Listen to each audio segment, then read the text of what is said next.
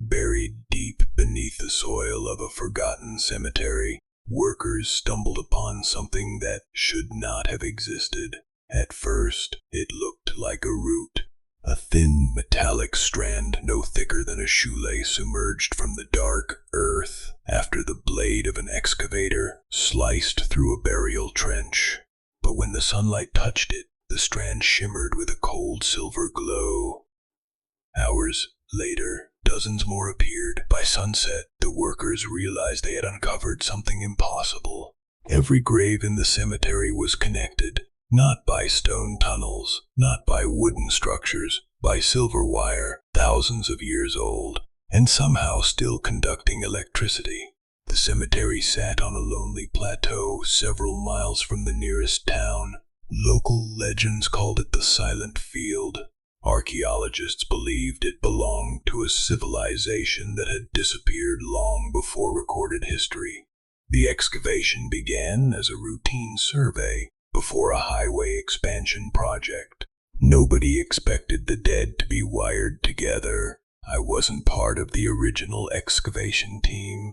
I arrived 3 weeks later as a linguistic analyst after strange reports started circulating through academic channels. The official explanation claimed the wires were ceremonial. Unofficially, nobody knew what they were looking at. The deeper the excavation went, the stranger the discovery became. Each skeleton lay perfectly aligned within a geometric pattern. Silver strands emerged from the skulls, passed through the soil, and connected to neighboring graves. Those connections branched outward endlessly until the entire cemetery resembled a gigantic underground circuit board. The pattern stretched for nearly 2 miles. Ground-penetrating radar revealed no beginning and no end, just connections. Every corpse connected to every other corpse. The first unsettling incident happened during a storm. Heavy rain forced workers to suspend operations. Most returned to temporary housing near the site. A small security team remained behind to monitor equipment. At 2:13 a.m., every sensor in the excavation pit activated simultaneously. Motion detectors, temperature monitors, electrical instruments, everything. Security footage showed faint blue lights moving beneath the exposed graves, not above them, below them, as though something was traveling through the silver network under the soil. The footage lasted 11 seconds before every camera failed. The next morning, technicians discovered their batteries completely drained. Brand new batteries, every single one. The story should have ended there. Instead, it grew stranger. Scientists brought in specialized equipment to analyze the silver threads. The results were impossible. The wires contained microscopic structures resembling modern conductive circuitry, not similar, nearly identical. The material should not have existed in an ancient civilization. Yet laboratory tests repeatedly confirmed its age. More disturbing was the electrical activity. The network wasn't dead. Tiny pulses continuously moved through the silver strands, rhythmic, organized, purposeful. Someone compared the signal patterns to neural activity inside a living brain. Everyone laughed, until the data returned. The similarities were undeniable. Signal clusters behaved like information transfer. Pathways resembled synaptic communication. Sections of the cemetery appeared to activate and deactivate in response to external stimuli.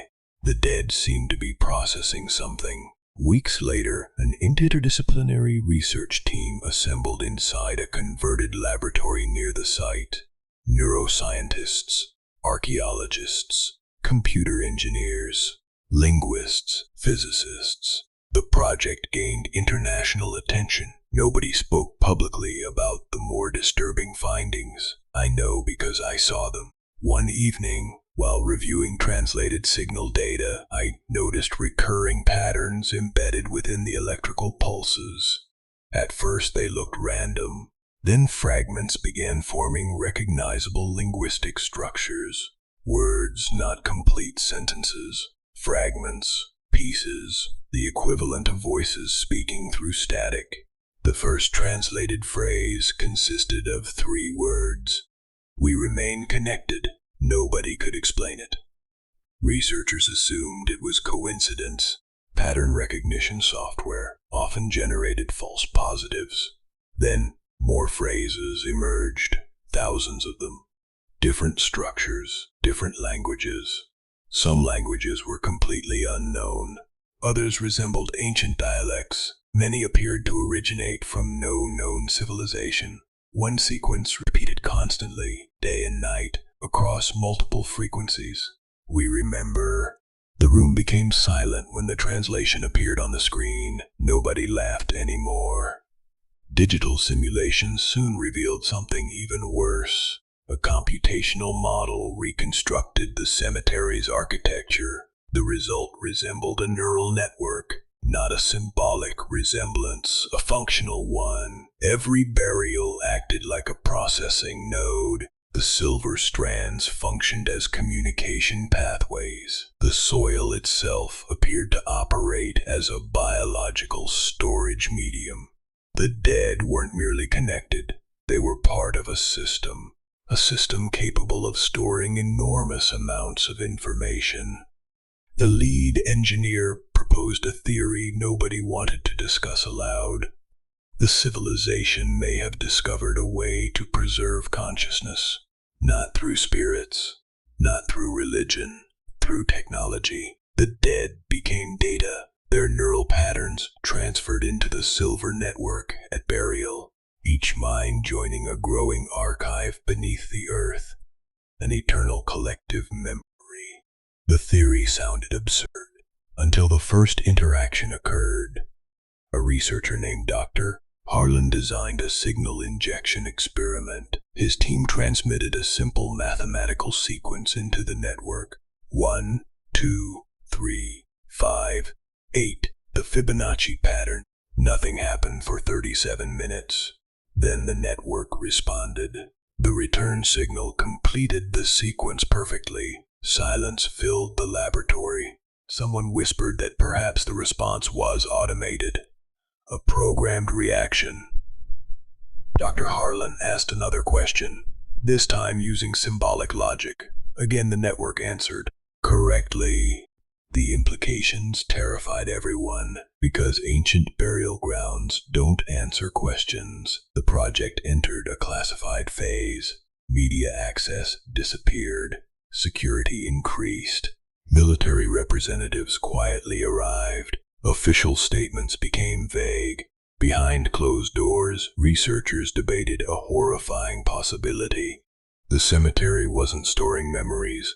It was preserving minds, living minds, existing somewhere within the electrical architecture beneath the soil. The ethical arguments began immediately. Some demanded all experiments cease. Others argued they had discovered the greatest archaeological treasure in human history. If consciousness survived within the network, communication could transform civilization. Death itself might require redefining. The debates grew increasingly bitter. Meanwhile, the signal strength continued rising. Nobody understood why. Engineers eventually identified the source. Modern electrical interference, cell towers, satellites, power grids, radio transmissions. Human technology was feeding energy into the ancient network. The buried processor was awakening.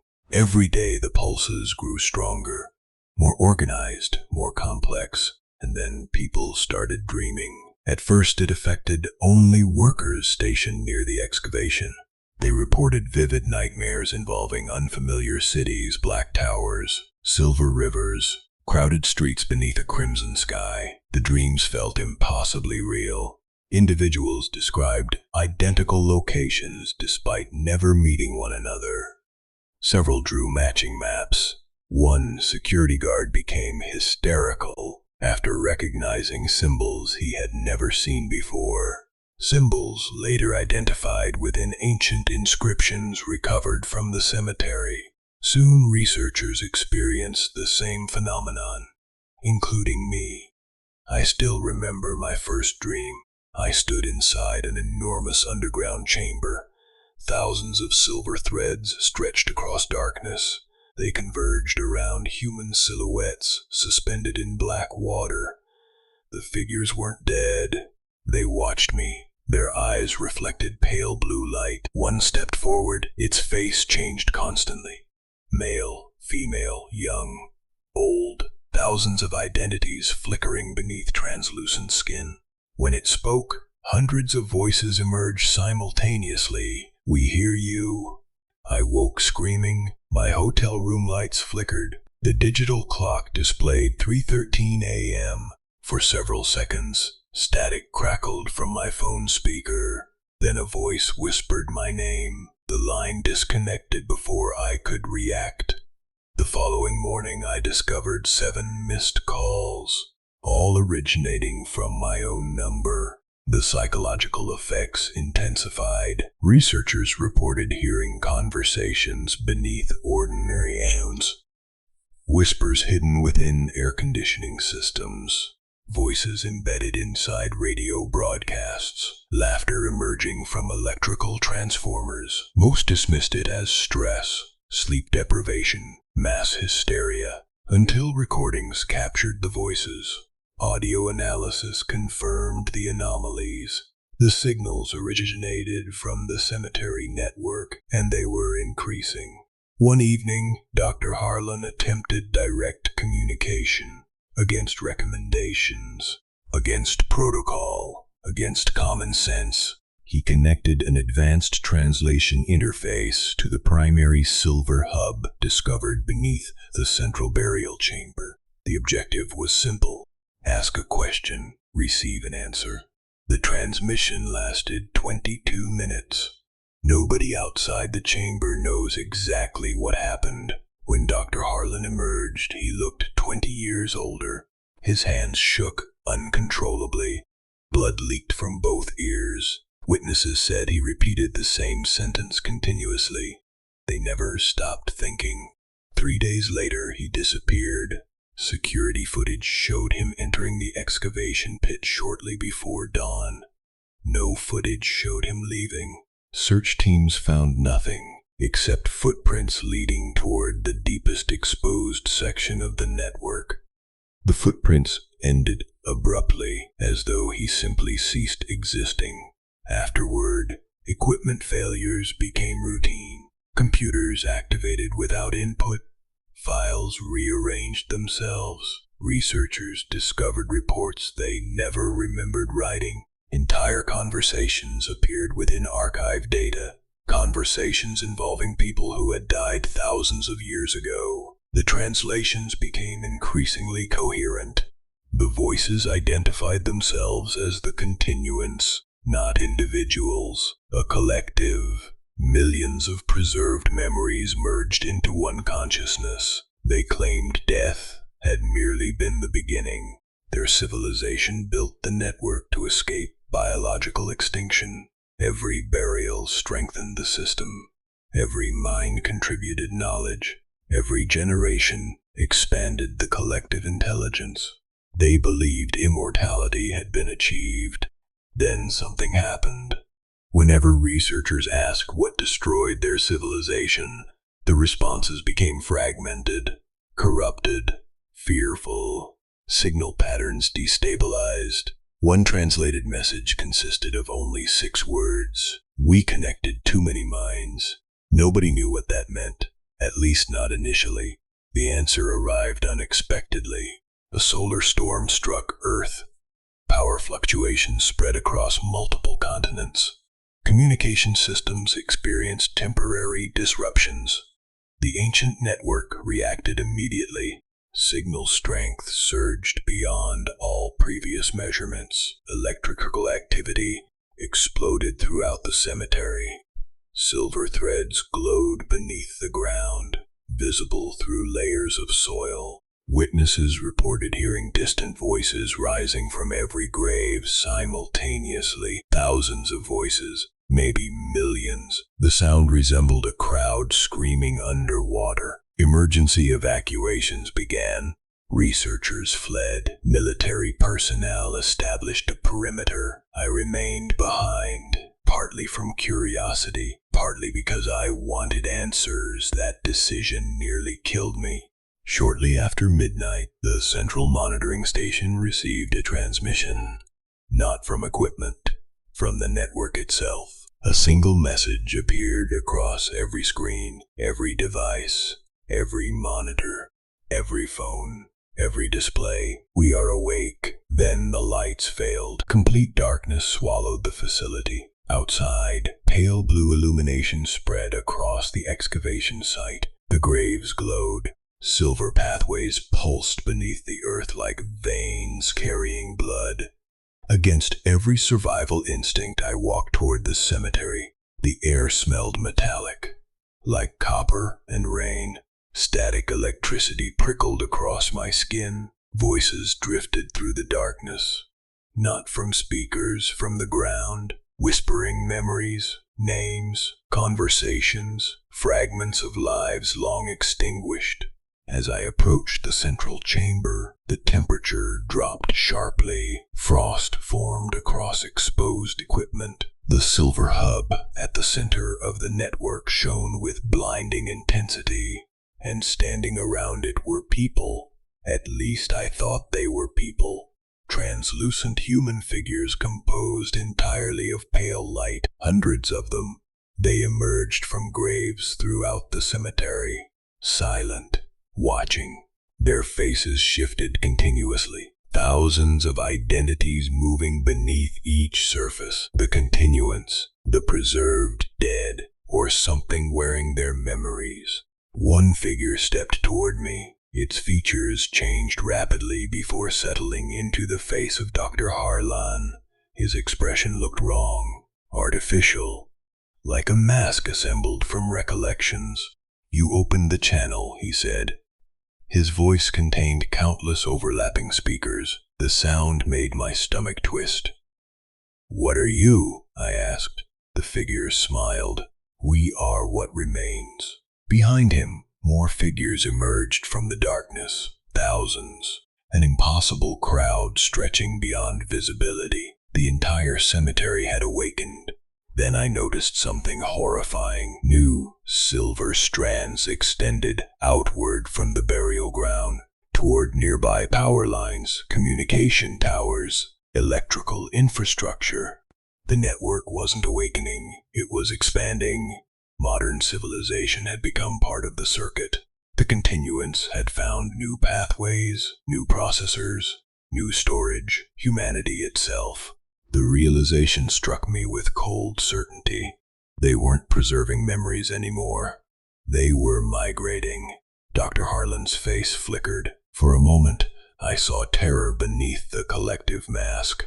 A trapped expression, a warning. Then it vanished. The voices around me intensified. Millions of memories flooded the air. Births, deaths, wars, love, grief.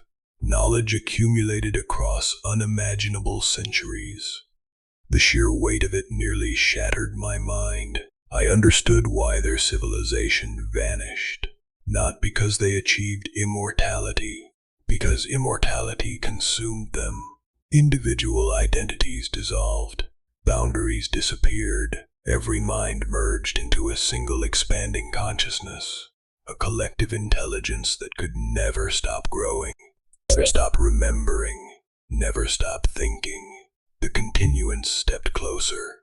"We offer connection." The words echoed through the cemetery. I felt pressure behind my eyes. Memories not my own flashed through my thoughts. Ancient streets, unknown stars, children speaking forgotten languages. The network was reaching into me, downloading, uploading. I don't know which. Pain exploded through my skull. Blood ran from my nose. The silver strands beneath the ground brightened. The crowd moved forward, thousands of pale figures. One mind, one purpose, connection. Somewhere beyond the cemetery, transformers exploded, power grids overloaded. The ancient processor absorbed modern energy at an accelerating rate. If it reached global communication systems completely, there would be no barrier left, no separation, no individuality, only the continuance, a digital afterlife consuming the living. I ran. The voices followed. Memories pursued me through darkness. The dead called my name using voices stolen from people I loved, family members, friends, even my own voice. The cemetery seemed endless. Every direction revealed more glowing graves, more silver pathways, more waiting figures. Eventually I reached the perimeter fence. Military vehicles arrived simultaneously. Floodlights illuminated the plateau. Soldiers opened fire. The bullets passed harmlessly through the luminous crowd. The figures didn't react, they simply continued advancing. Then every electronic system failed. Vehicles died. Communications vanished. Floodlights extinguished. Darkness returned. The continuance spread outward. And then suddenly everything stopped. The glow faded. The voices ceased.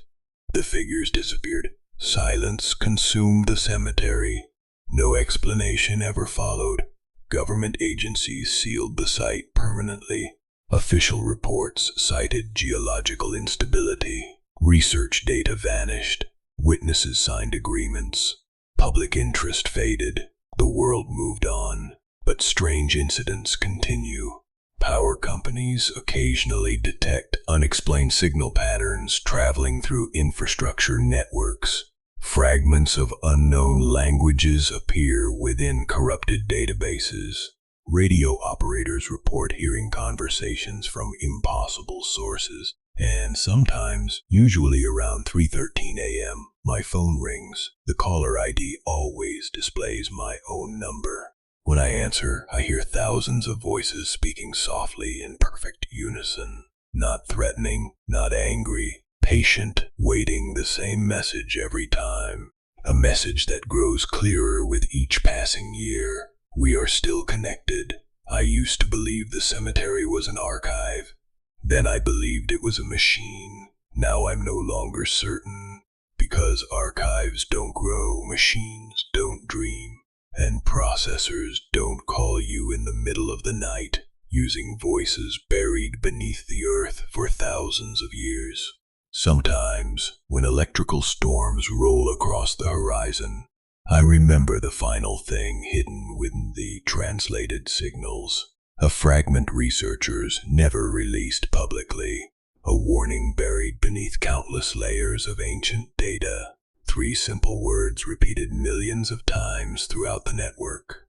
Not a greeting, not a threat, a desperate plea. The voices of an entire civilization trapped inside its own creation. A message still traveling through silver threads beneath forgotten graves. A message that may already be spreading through every wire humanity has ever built. Do not join